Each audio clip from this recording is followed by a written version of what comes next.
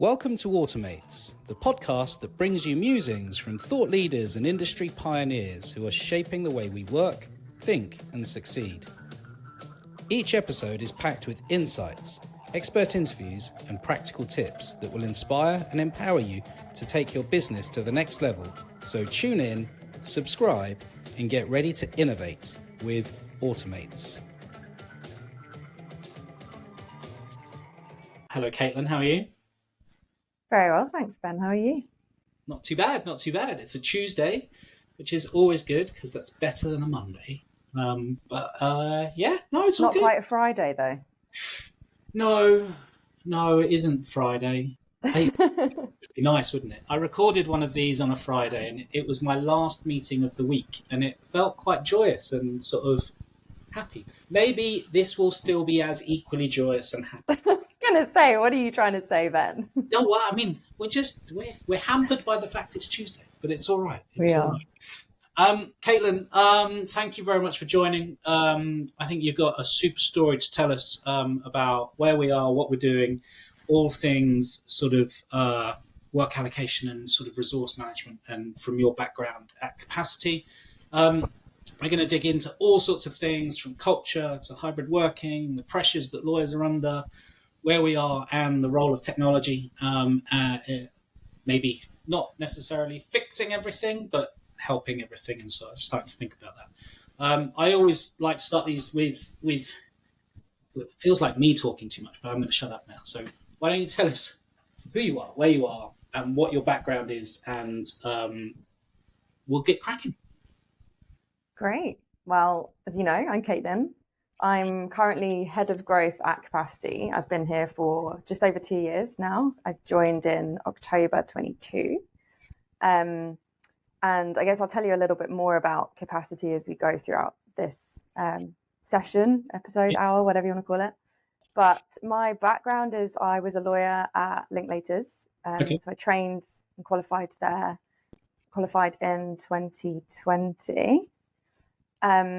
And I guess that's quite an important part of how I came to Capacity, because Capacity obviously is founded by William, my colleague and CEO, and one of our co-founders, who was a lawyer at Denton's. And Capacity is very much kind of founded on the lawyer experience. Okay. And so my experience at Linklaters was really integral to me, finding William, I guess, in the first place. And actually how we met is that, and it's funny, we're recording a podcast today. I used to have a podcast called Law Life Balance. Okay. And during the pandemic, I don't know whether you remember that weird, kind of radio station app called Clubhouse that became a massive thing. Yeah. Right. So one day, William and I found ourselves, we didn't know each other at this point, on a panel in a Clubhouse room discussing, I can't even remember what it was, something about lawyer wellbeing. And at the end of that episode, I thought that what he was talking about was so interesting that we got in contact, and I interviewed him on my podcast. So there's an episode out there of me interviewing William very, very early on about Capacity, and, that I was pre-trading at that time. So it was, really cool to hear his origin story and what he cared about. And I guess we just had so much in common, and that's in the sense of what we cared about, and I think our values and who we are as people, that we kind of just stayed in touch. And then over time, William and I would have these calls every now and again where he would show me where Capacity was at, and how it was developing. And I would give him feedback and, talk through my experience. And I guess, over the course of then a couple of years, we just came to the conclusion that working together would be a really good thing to do. And so that's kind of what brought me to working here now. Awesome. So a podcast brought you to somewhere. And that's one of those things. And in terms of the connections that you make, I always talk about the legal tech side of the industry being a really close-knit community, and sort of identifying and sort of finding people who have the same sort of beliefs and ideals as you, and sort of joining the dots. You might be competitors. You might not necessarily be in any sort of linked sphere of the technology world, but actually you join the dots and people connect with people, and therefore you create sort of, it is a community. It's a really thriving, robust community in my opinion. It absolutely feels like that. Yeah. I think there's one thing I've noticed is that, the legal industry in itself feels like a community, but then the legal tech community is like, it's like a niche within a niche. And you start going to all the conferences and all of a sudden you know everyone. And it feels like a bit of a family in that respect, which is really nice. Yeah, definitely. I mean, I think I think I was joking with somebody a couple of months ago, and I was sort of saying, if I looked at my sort of my most recent WhatsApp conversations, 50%, if not more, would be work related, but not my work, actually the community. So people whom I know asking a favor, somebody asking a favor of me, and it's sort of that sort of connecting the dots and sort of that network effect is really powerful. I've met William a few times. I think William is a absolute gem of a human. Oh. He's awesome, isn't he?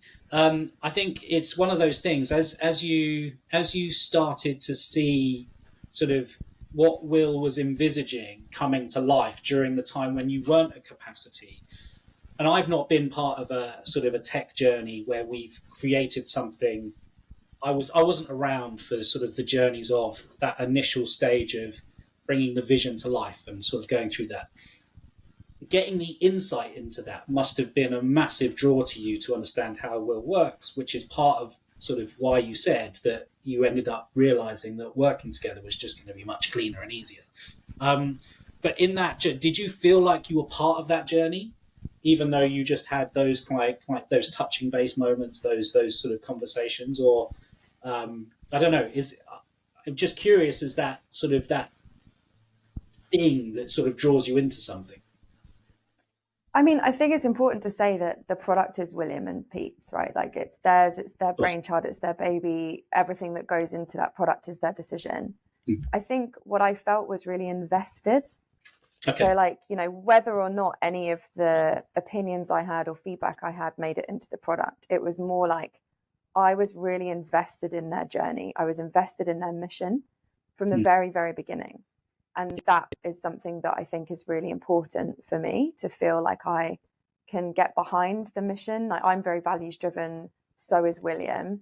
And I think that is really the thing that drew me to working with him and then working for this company with this product. Yeah, that makes sense. And how much? So I think one of the things is that sort of you talked about, sort of not in great detail, but you talked about sort of your journey at Lynx and sort of connecting the dots during COVID, the rise of hybrid working, the changes that everyone is now living. I mean, I'm sat in a garden room on the Isle of Wight. Quite frankly, it's not an office. I don't live a normal office life in any way, shape, or form.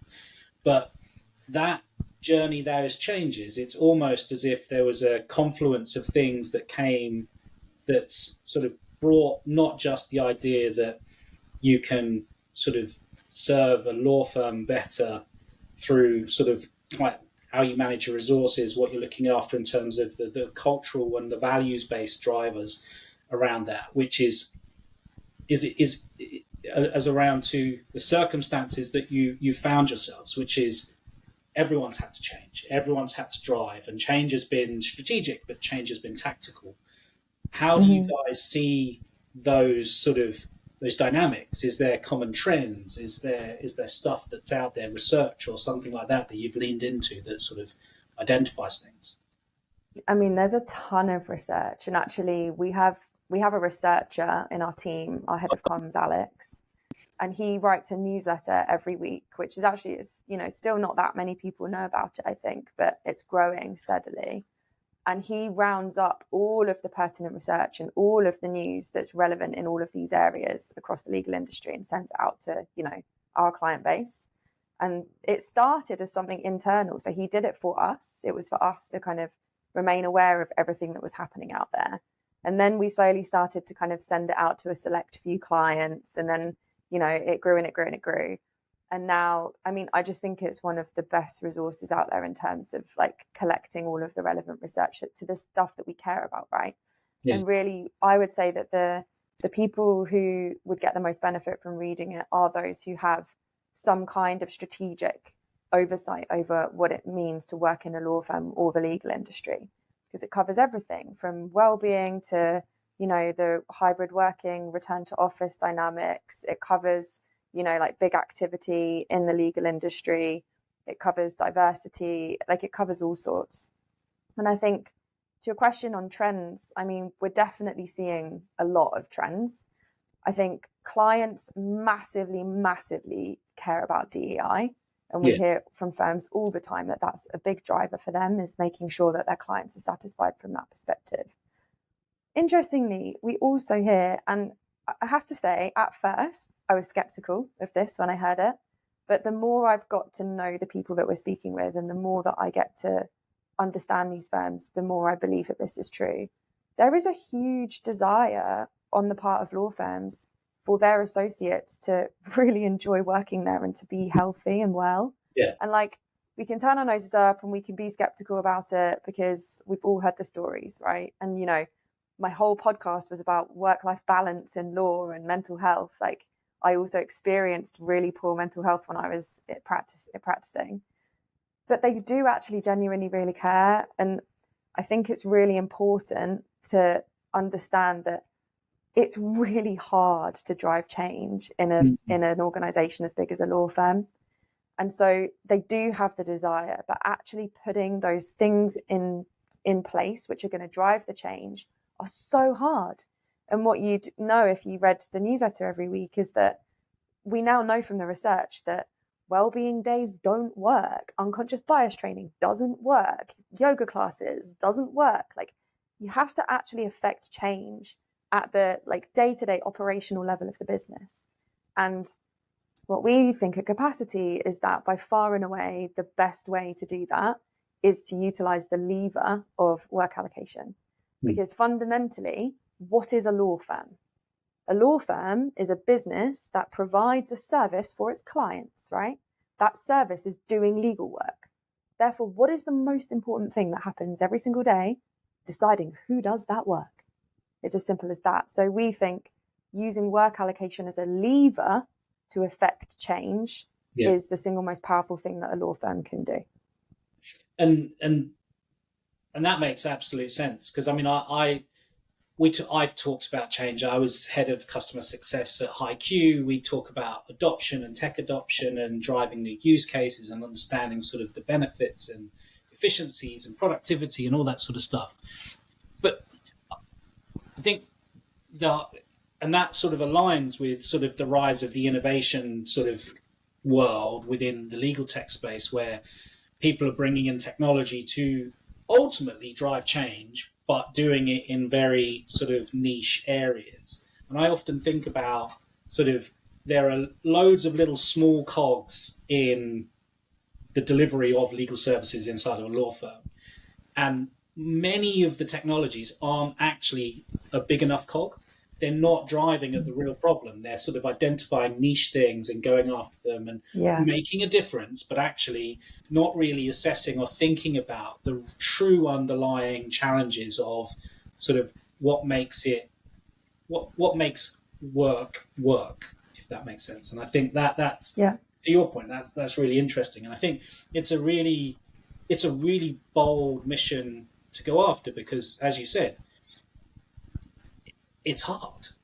It's hard because people don't really see it. They see sort of, and I've not read the search, I've not read the newsletter, but we will add a link to the newsletter off the back of the podcast. But sort of research you're saying, like yoga days don't work, these kinds of things. It's almost like paying lip service to somebody saying, oh yeah, well, we've got a little checkbox things of things that we could do, and they're the easy things, but fundamentally not changing that baseline foundational view of how lawyers are assigning work, what's happening, how that's going through, and then sort of understanding what that looks like.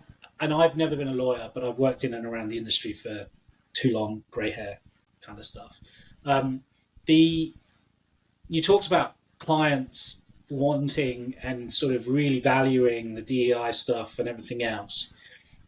Is an excuse for law firms to not change equally client pressures? So we're under pressure to deliver this. We need to do it by yesterday.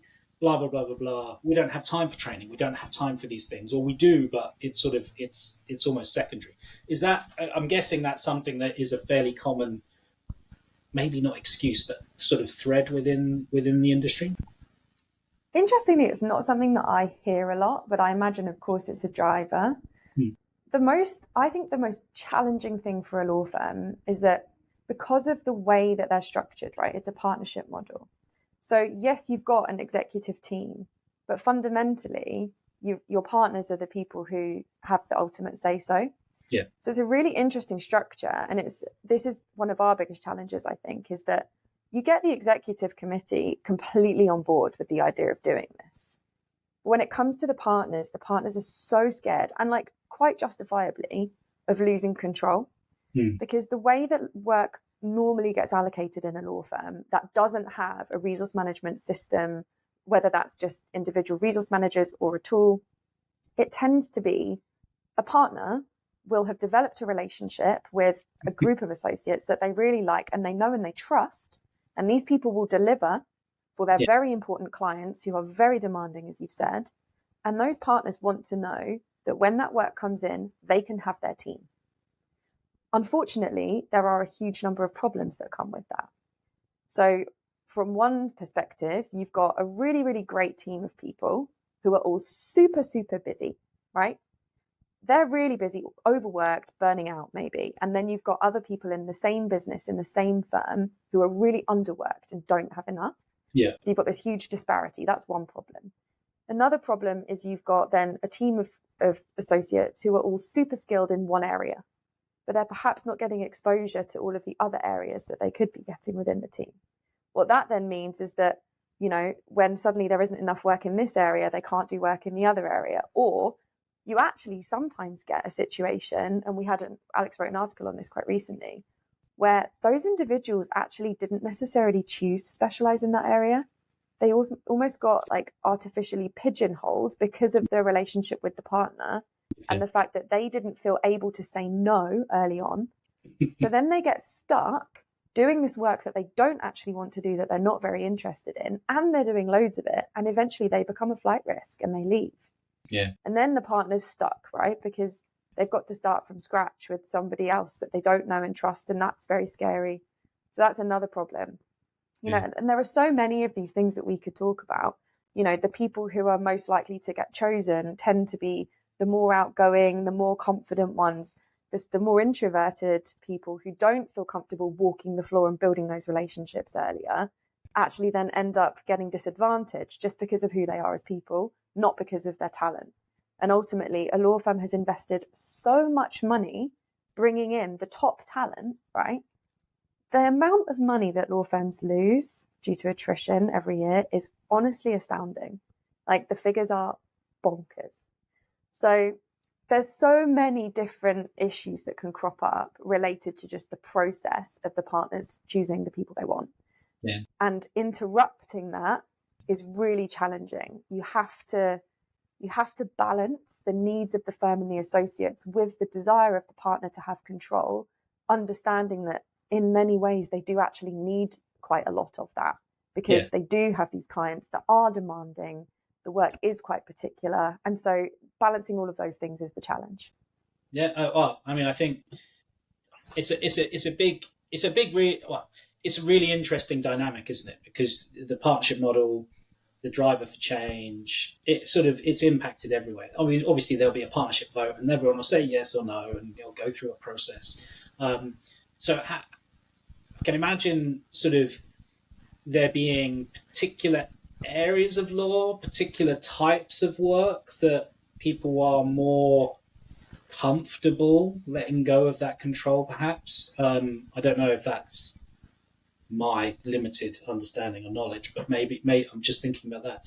But I wanted to touch on sort of the dynamic. I'm absolutely intrigued by the cultural differences between US and UK firms in terms of adopting tech, understanding where things go, but actually at the heart of it, sort of, as you say, it's like, what work's going to get done? Who's doing it? And what does it look like?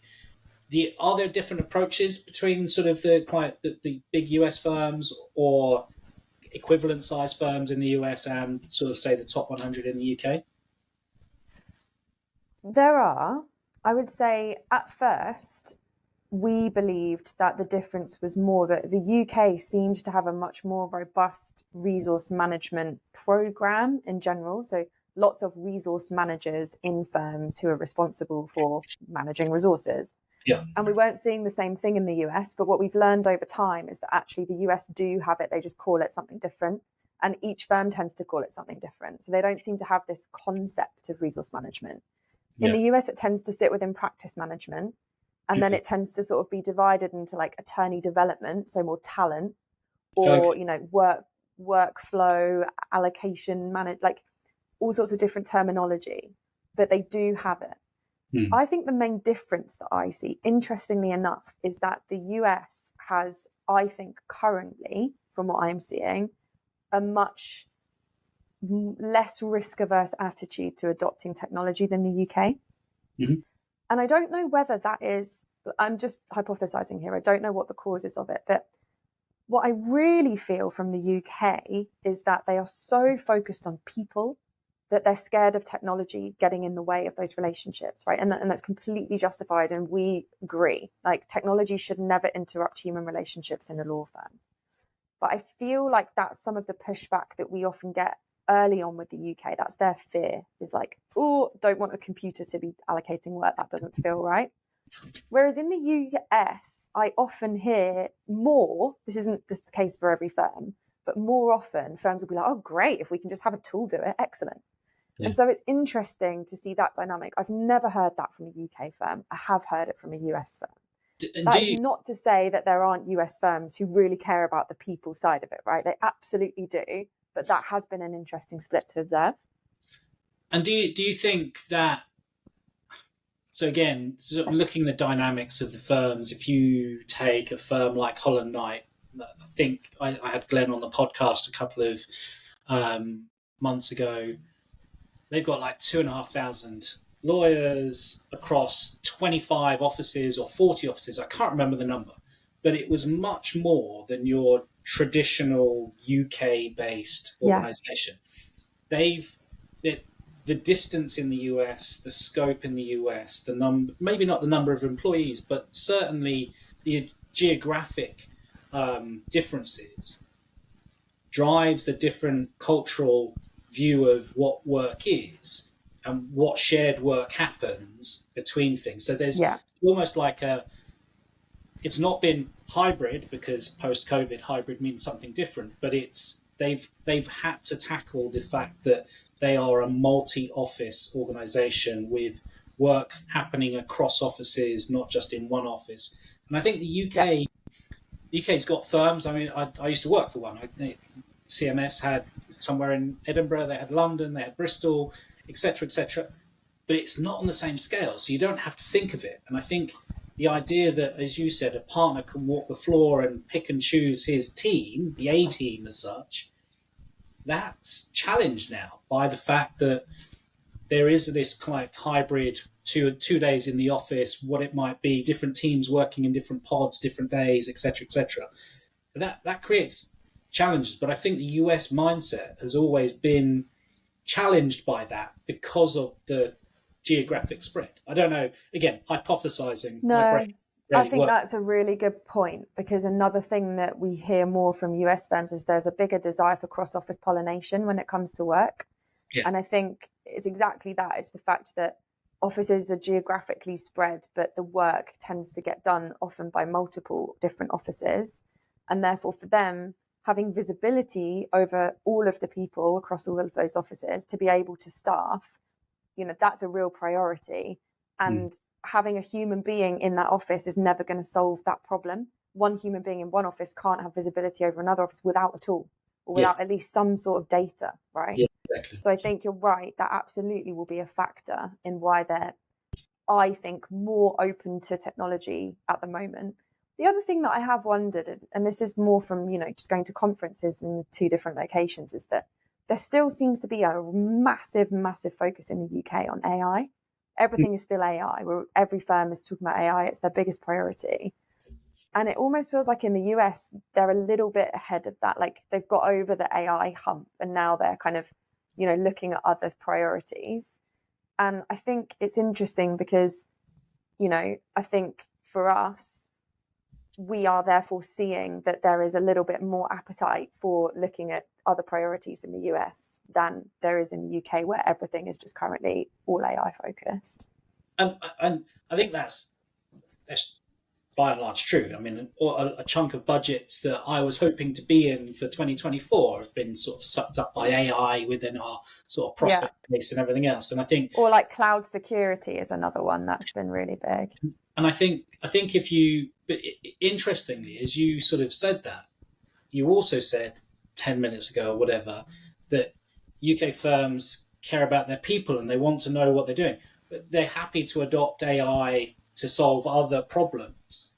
And it's like, okay, so where does that fit? Do you think, I think over time, and I don't know enough about capacity, which is bad of me, but I'm a terrible human, so that's okay.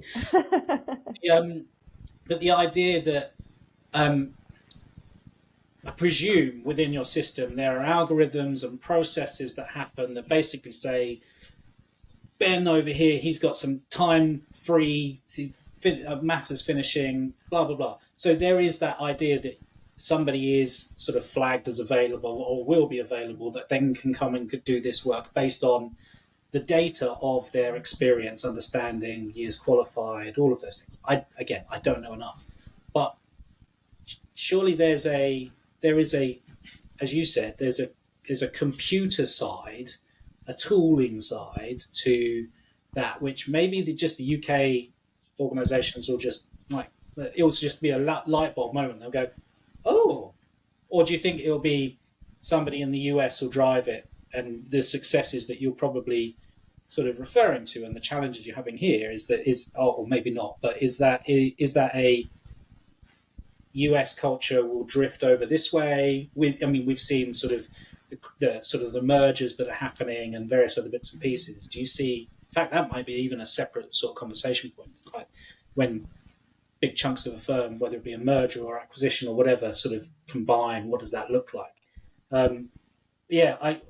Maybe I've lost the question. I'm just thinking about all these dynamics. I understand what you're saying, and I think what has been interesting is that I don't think it's a cultural difference per se, in that I don't think the solution is going to be American culture comes to the UK and that makes them adopt technology.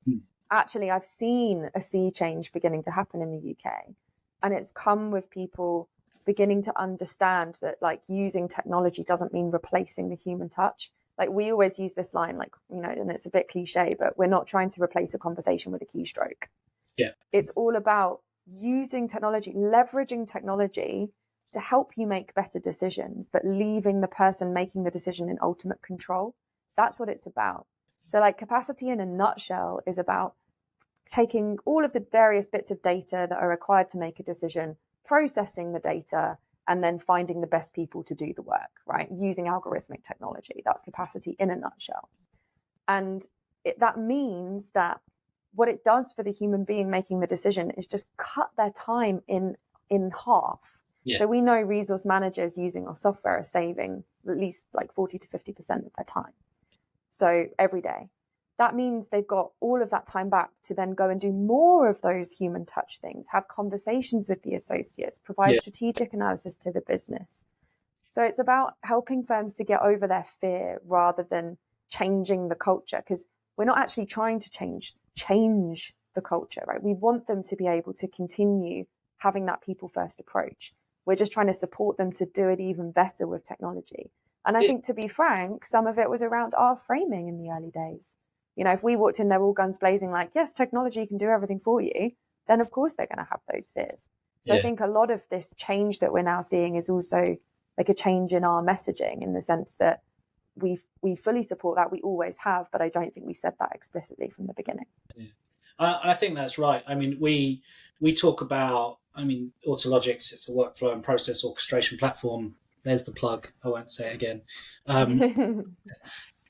you sort of, we we're almost, when we talk to a prospect or a client looking to automate an end-to-end process, whether it be practice specific or otherwise, and you sort of chat, and it's like, where are the humans in this? Because they've created a swim lane diagram, and they've got the stakeholders and the people and everything else, but actually it's the bits that they want to get rid of. So they want to sort of reduce the complexity from and reduce the volume of work that a human might need to do. But they almost go too far. They almost sit there and go, in an ideal world, we will have one person checking it at the end. It's like, actually, no, that's probably not a good idea, is it? And they go, but why? Your system can do it. And I said, yeah, the system might be able to do it, but actually you need some kind of sort of, like, it's not governance, but you just need that layer of human in the loop engagement, which is basically sort of saying, which isn't sort of removing an entire team or a person from a thing. They did it this way on day one, they do it this way on day 20 or whatever, completely different. You want to make sure, you want to take them on a journey. You want to make sure that it's there. And we talk about tech-enabled sort of change, and sort of not, as to your point, not replacing everything, or not replacing everything you possibly could on sort of day one, phase one, and just sort of doing that gradual change and start. You've got to take people on the journey, otherwise they're just going to absolutely turn off, and they're just going to say, why you're getting rid of me? Why are you getting rid of me? It's like the robot lawyers sort of back in the old AI days of like 5-6 years ago. And it's sort of... Well, ultimately, technology is designed to fix a problem, right? So the way that I think, we all probably like to think about this is, first of all, what's the problem that you're trying to solve? And then you've got to help people to understand, well, you've told me that this is a problem. You told me you don't want to do this thing that you're doing, or that you would rather this thing be done in a different way. That's what the technology is here to do. It's to take away the bits of the job you don't like and give you more time to do the bits of the job that you do.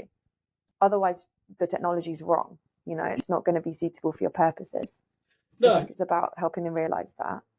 Yeah, and I think, but there's sort of, what's interesting is that there's the downstream impact of a resource manager adopting your technology, or the firm adopting your technology and making their lives easier.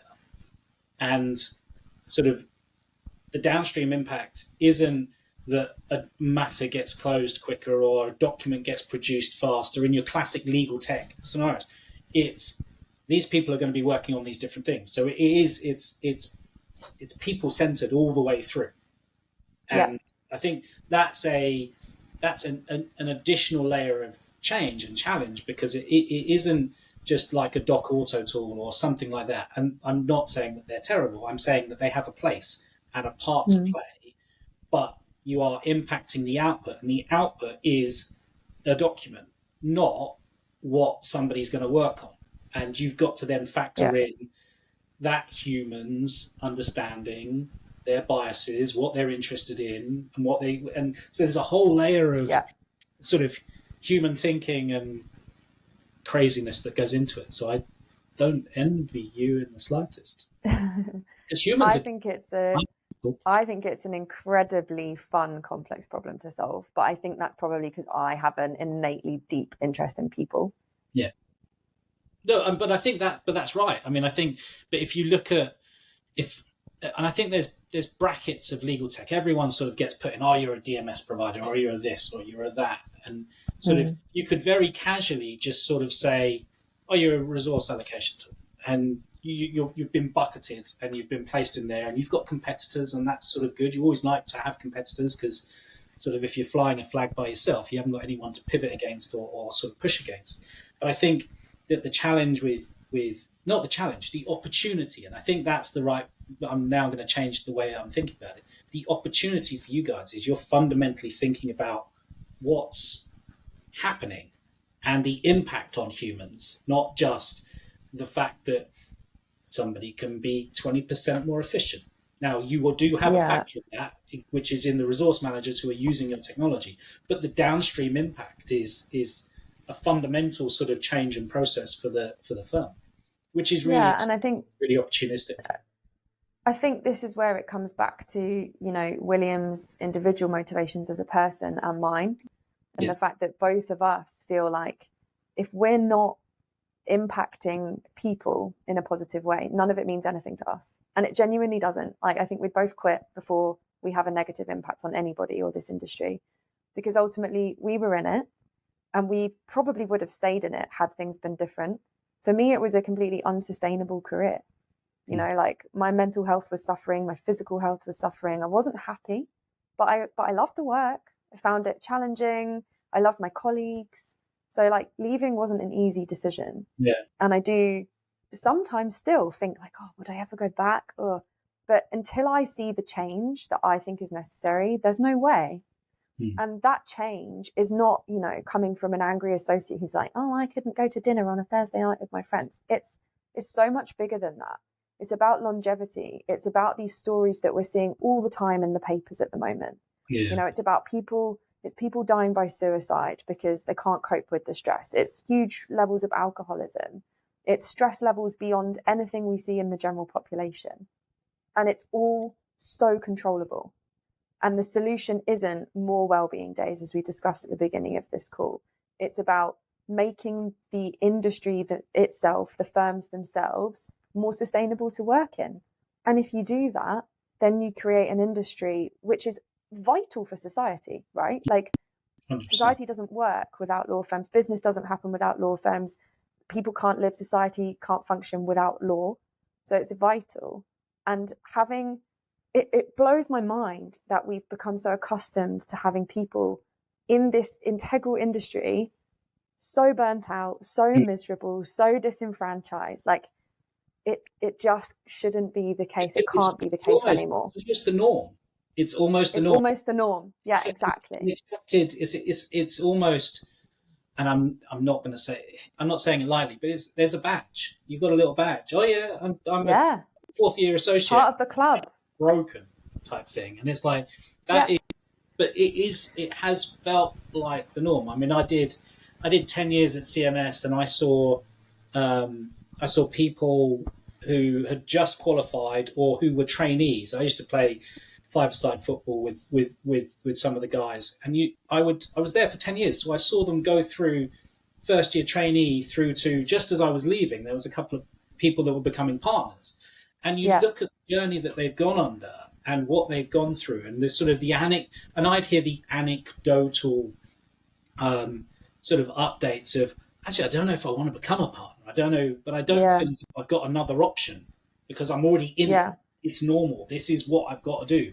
And I think there's that pressure, but it does feel like it's not accepted, but it feels like it's the norm, and it feels like too big a challenge to fix, because you can't fix it in just one check of a box. You can't fix it in isolation. It's a whole swathe of stuff. Exactly.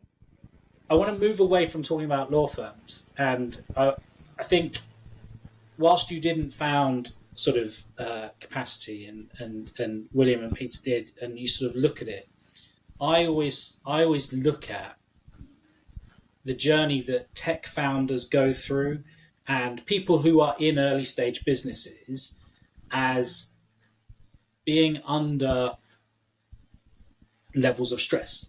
I am on a relatively constant daily basis, mostly because of my feral children. But that's that's a different sort of conversation for a different podcast. But I look at the interesting sort of correlation between sort of ex-lawyer, and there's a swathe of them. There are hundreds of legal tech sort of startups that have come out that are set up by an ex-lawyer who had a problem, who was working late, who wanted to do something different. Tech startups are really challenging too. And I think it's really interesting that sort of, and I sort of applaud people who set out to go down one path and found the opportunity to drive change through a completely different sort of thing like technology. It's really interesting to me. But I think it's interesting for you guys. Well, the lens, I mean, legal tech providers, there's loads of them, there's burnout. Some of the things that you've talked about from a law firm perspective happen in any industry, but there's perhaps more pressure and sort of expectation around lawyers, and we in our industry we hear it more because we're in it. But the tech side, you've got different pressures. You've got to you're driving revenue, you're driving product, you're driving all of these things. How do you guys cope with some of those pressures, being so understanding of the pressures of what you've gone through in a completely different industry? What are some of your coping mechanisms? What do you do that aren't wellbeing days and things like that? Yeah, it's such a good question. And you're right, it can be incredibly, incredibly stressful. And all of us in this company, I think at times have had moments of that. But again, this is where I think it comes down to the culture. Mm-hmm. So we as a company have an incredible culture, and we don't get things perfect all the time because nobody does. But fundamentally, we care about each other so much. And so if someone needs time off, no questions asked. That happens, and we all muddle in, and we just keep things going. Yeah. Like, if you almost don't need to explain anything to anyone. If you just pop up in an afternoon, it's like, I just need a moment. There's no questions asked, you take it. We have a really flexible culture. So, we're fully remote. We can work from wherever, we want or need to. And we can also do our work whenever feels right for us. So like, if I wanted to work at the weekend and have a couple of days off in the week, I could do that, as long as I was, delivering what I needed to for our clients. Yeah. So I think that's really interesting, because that's one of the things that I really struggled with at Linklaters. There was just none of that as a junior, no flexibility, no autonomy. And it's almost like, no matter how much stress I have going on in my day, and my life has been incredibly stressful in the past year for many reasons that you know about. And I feel like the flexibility that I've had and the openness I have with my team and the ability to just talk about how I'm feeling has enabled me to deal with it, without having to have huge amounts of time off work dealing with stress, which I would have had to do at Linklaters, because there is no way I could have handled what's gone on in my life when I was working there. There's just no way. And that's not because it's a terrible place to work. It's just because the demands were such, and the structure was such, that I wouldn't have had the time I needed to do what I needed for me. So I think it's literally that, Ben. I think it's the fact that if I want to go for a run at 10 in the morning, I can, if I feel like I need to do that. I'm not chained to my desk. And I think I don't need many more coping mechanisms than that. The flexibility and the culture of the team and the fact I can be open is really all I need. Yeah. And I think that's really powerful. And I think that sort of it's for organize. How many people are you? 10, 15 people? 9 now. And I think if you start a business like that, and you operate like that, and you think like that, and you onboard customers with that sort of frame of mind and reference, there is the expectation setting around what you're doing with your people, with your customers, with your prospects, what you're trying to achieve it's all sort of balanced, I guess, in that sense. You're not retrospectively meant to sort of fix something or do something. And I think that's a really important sort of part. I mean, we probably don't have the same culture as you guys, because no culture is exactly the same. But I have this thing whereby if somebody needs something, they can take it. It's fine. It's done. Yeah. We'll muddle in exactly the same way you describe. And I think that there's that understanding that sort of that's possible, that's available to people is really important. And I think the fact that we are fundamentally working for law firms, really, right? Like, we're providers of technology to law firms. So we're on the receiving end of their demands, and they're demanding, very demanding. And I think it is an absolute credit to William and Peter that they have shielded us and also themselves as far as possible from some of those demands. We obviously have every now and again something that has to be done that's time critical, that, is a bit out of hours. But other than that, generally speaking, it never happens. And it's because of the boundaries that they've set. And also, I think the clients that we choose, we're quite selective about the clients we work with, because we want to work with firms who care about the same things that we do. That values alignment is really important. And I never would have thought it was possible to work in this industry the way that we do, but it's been like quite amazing to see, and it gives me a lot of hope for the industry as a whole that things can actually change. Yeah, no, that's amazing. I think that sort of everyone deserves the opportunity to work in an organization that gives people that kind of experience. I mean, I used to describe during the early days at High Q, I used to describe it. If you cut me, I'd bleed blue. I'd bleed the High Q blue, and it's sort of we worked hard, we played hard, we delivered on some really gnarly stuff. We grew the business. It was really important, but we did it, and we didn't get everything right, as some of the things you just said. But we tried to do it in the right way, if that makes sense. That we slipped up every now and again, and we sort of made some mistakes. And everyone makes mistakes, and I think it's how you take those mistakes, and then how they frame what you do next, and how they influence what you do next, to then drive things a little bit better and a little bit more forward. This has been awesome. I'm going to say something which makes me sound really terrible. I rarely think about things in too much detail. I am a surface level person. I rarely go to the depths because my brain capacity is slightly jaded and phased from all the years of just age generally. But the conversations today has really, really started to make me think about sort of what I see and the dynamic between things, and it's probably going to influence some of what we do as an organization, I think. So if people can take some of that from this podcast and sort of apply it in some way, shape or form to what they do, then thank you. It's been awesome. Well, thank you for having me, Ben. It's been a great chat. Yeah, there you go. So great chats on Tuesdays. Well, who could have thought Tuesday? Who could have thought at the beginning? Who could have thought it was just going to be a normal chat? You're a star. I will catch you very soon. Keep well, and I will speak to you soon. Amazing. Thanks, Ben.